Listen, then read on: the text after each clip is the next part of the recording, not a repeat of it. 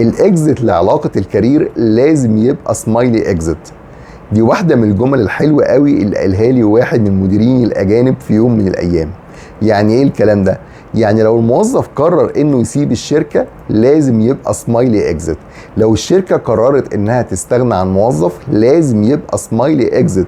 وعلشان يبقى سمايلي اكزit لازم الطرفين يحسوا انهم خدوا حقهم بالكامل. الشركة خدت الهاند اوفر المطلوب من الموظف قبل ما يمشي، والموظف خد حقوقه من الشركة بالكامل وما اتظلمش في اي حاجة. هنا بيبقى سمايلي اكزit اللي بيتبني عليه علاقة بعد كده محترمة بين الطرفين.